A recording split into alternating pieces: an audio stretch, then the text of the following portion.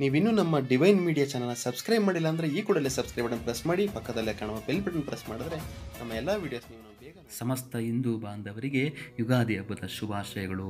ನಮ್ಮ ಹಿಂದೂ ಧರ್ಮದಲ್ಲಿ ಚಂದ್ರಮಾನ ಪದ್ಧತಿಯ ಪ್ರಕಾರ ನಮಗೆ ಯುಗಾದಿಯೇ ಹೊಸ ವರ್ಷ. ಈ ಹೊಸ ವರ್ಷದ ಶುಭಗಳಿಗೆ ಎಂದು ಯಾವ ರಾಶಿಗೆ ಯಾವ ರೀತಿಯ ಫಲಗಳನ್ನ ಸಿಗುತ್ತೆ ಎಂದು ನಾವು ತಿಳಿಸ್ಕೊಡ್ತೀವಿ. ಮೇಷರಾಶಿಯ ಸಂಪೂರ್ಣ ವಾರ್ಷಿಕ ಭವಿಷ್ಯ ಹೇಗಿದೆ ಎಂದು ತಿಳಿದುಕೊಳ್ಳೋಣ ಬನ್ನಿ. ಗುರು ಅಷ್ಟಮದಲ್ಲಿ ಬರೋದರಿಂದ ಅಭಿವೃದ್ಧಿಯಲ್ಲಿ ಮೇಷರಾಶಿಯವರಿಗೆ ಈ ವರ್ಷ ಮಂದಗತಿ ಉಂಟಾಗ್ತದೆ. ಯಾವುದೇ ರೀತಿಯ ವ್ಯವಹಾರಗಳನ್ನ ಮಾಡೋದಕ್ಕೆ ಪ್ರಾರಂಭ ಮಾಡಿದ್ರೆ ಬಹಳ ಮಂದಗತಿಯಲ್ಲಿ ಧನಲಾಭವನ್ನು ಪಡಿತೀರಾ. ಹೊಸ ವ್ಯವಹಾರಗಳನ್ನ ಈ ವರ್ಷ ಮೇಷರಾಶಿಯವರು ಮಾಡಬಾರ್ದು. ಮಾಡಿದರೆ ಅತಿ ಹೆಚ್ಚು ನಷ್ಟಗಳನ್ನ ನೀವು ಅನುಭವಿಸ್ಬೇಕಾಗುತ್ತೆ. ನೀವೇನಾದರೂ ಒಂದು ಉದ್ಯೋಗವನ್ನು ಮಾಡ್ತಾ ಇದ್ದರೆ ಆ ಉದ್ಯೋಗ ಬಿಟ್ಟು ಮತ್ತೊಂದು ಉದ್ಯೋಗಕ್ಕೆ ಹೋಗಬಾರ್ದು. ಇದರಿಂದ ನಷ್ಟಗಳನ್ನ ಎದುರಿಸಬೇಕಾಗುತ್ತೆ. ಸ್ತ್ರೀಯರಿಂದ ಅಧಿಕವಾಗಿ ಧನಲಾಭವನ್ನು ನೀವು ಪಡಿತೀರಾ. ನಿಮ್ಮ ಮನೆಯಲ್ಲಿರುವ ತಾಯಿಯಿಂದ ಆಗ್ಬೋದು, ನಿಮ್ಮ ಪತ್ನಿ, ಅಕ್ಕ ತಂಗಿಯರಿಂದ ಅತಿ ಹೆಚ್ಚು ಧನಲಾಭವನ್ನು ನೀವು ಪಡಿಬೋದು. ಇನ್ನು ಮೇಷರಾಶಿಯವರು ಯಾವುದಾದ್ರೂ ಕೋರ್ಟ್ ವ್ಯವಹಾರಗಳಲ್ಲಿ ಸಿಲುಕಿಕೊಂಡಿದ್ದರೆ ಅವರಿಗೆ ರಾಜಿ ಆಗುವ ಸಾಧ್ಯತೆಗಳು ಹೆಚ್ಚಾಗಿ ಕಂಡು ಬರ್ತಿದೆ. ಈ ವರ್ಷ ಕೋರ್ಟ್ ವ್ಯವಹಾರಗಳಲ್ಲಿ ಅತಿ ಹೆಚ್ಚು ಲಾಭವನ್ನು ಮೇಷರಾಶಿಯವರು ಪಡಿಬೋದು. ಇನ್ನು ಪ್ರೇಮ ವಿವಾಹ ಸಂಬಂಧಗಳಿಗೆ ವಿಶೇಷವಾದ ಲಾಭ ಇದೆ. ನೀವು ಅಂದುಕೊಂಡ ವ್ಯಕ್ತಿಗಳನ್ನು ಮದುವೆ ಆಗುವ ಸಂದರ್ಭಗಳು ಹೆಚ್ಚಾಗಿ ಕಂಡು ಬರ್ತಾ ಇದೆ. ಬ್ಯಾಂಕಿನ ಕೆಲಸಗಳು ಅತಿ ಸುಗಮವಾಗಿ ನಡೆಯುತ್ತೆ ಈ ವರ್ಷ. ಕೃತಿಕಾ ನಕ್ಷತ್ರ ಮೊದಲನೇ ಪಾದದವರು ಏನಾದರೂ ವಿದೇಶದಲ್ಲಿದ್ದರೆ ಅವರು ಸ್ವದೇಶಕ್ಕೆ ಮರಳಿ ಬರುವ ಸಾಧ್ಯತೆಗಳು ಹೆಚ್ಚಾಗಿ ಕಂಡು ಬರ್ತಾ ಇದೆ. ಇನ್ನು ವಾದ ವಿವಾದಗಳಲ್ಲಿ ಮೇಷರಾಶಿಯವರಿಗೆ ಈ ವರ್ಷ ಅಖಂಡ ಜಯ. ಮನೆಯಲ್ಲಿ ಮಂಗಳ ಕಾರ್ಯಗಳನ್ನು ನಡೆಸ್ತೀರಾ ನೀವು. ನಿಮ್ಮ ಪ್ರತಿಷ್ಠೆ ಗೌರವ ಅತಿ ಹೆಚ್ಚಾಗುತ್ತೆ. ಪುಣ್ಯಕ್ಷೇತ್ರ ದರ್ಶನಗಳನ್ನು ನೀವು ಮಾಡ್ತೀರಾ ಈ ವರ್ಷ. ನವೆಂಬರ್ ನಂತರ ಯಾವುದೇ ಹೊಸ ಕಾರ್ಯವನ್ನು ಆರಂಭಿಸಿದರೂ ಅತಿ ಹೆಚ್ಚು ಶುಭ ಫಲಗಳನ್ನ ನೀವು ಕಾಣ್ಬೋದು. ಇನ್ನು ಆಸ್ತಿ ಲಾಭಗಳು ಉಂಟಾಗುತ್ತೆ. ಯುವತಿಯರಿಗೆ ಕೆಲಸದಲ್ಲಿ ಪ್ರಮೋಷನ್ಗಳು ಉಂಟಾಗ್ಬೋದು.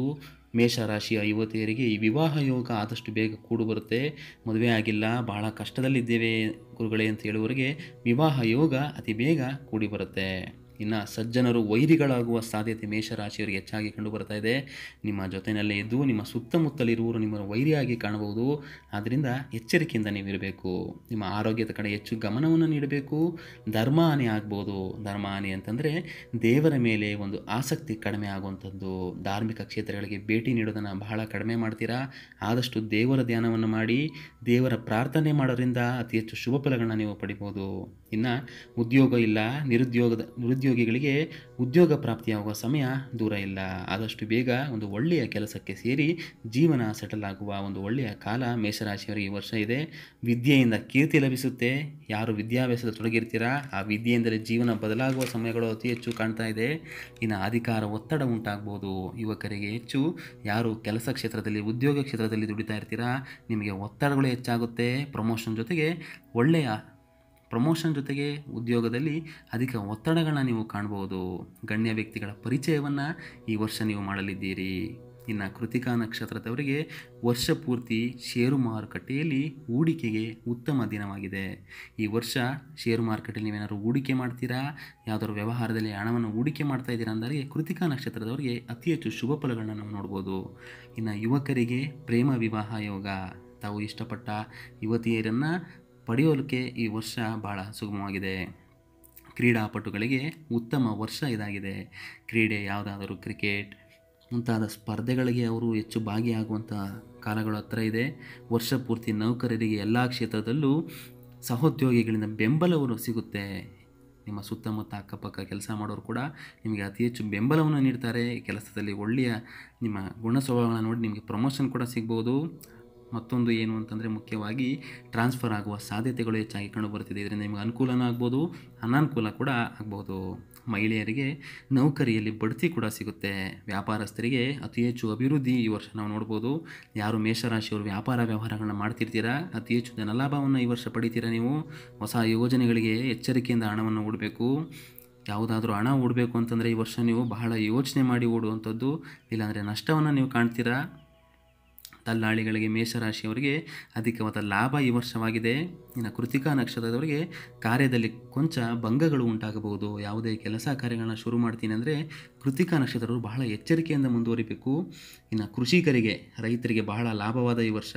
ವಾಹನ ಲಾಭವಾಗುತ್ತೆ. ಕೃಷಿಗೆ ಸಂಬಂಧಪಟ್ಟ ಯಾವುದಾದ್ರೂ ವಾಹನಗಳನ್ನ ನೀವು ಖರೀದಿ ಮಾಡೋದಕ್ಕೆ ಬಹಳ ಒಳ್ಳೆಯ ವರ್ಷ ಇದಾಗಿದೆ.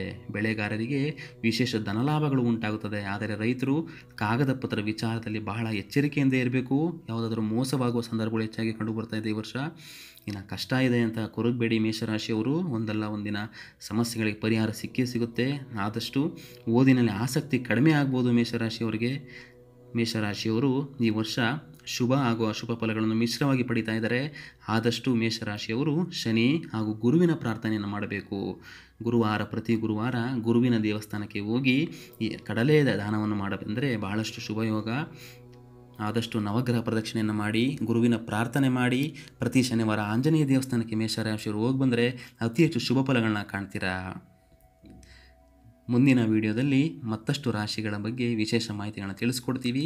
ಈ ವಿಡಿಯೋ ನಿಮ್ಗೆ ಇಷ್ಟ ಆದರೆ ತಪ್ಪದೇ ದೇಗುಲ ದರ್ಶನ ಕರ್ನಾಟಕ ಚಾನಲ್ ಸಬ್ಸ್ಕ್ರೈಬ್ ಮಾಡಿ. ಮತ್ತಷ್ಟು ವಿಶೇಷ ಮಾಹಿತಿಗಳು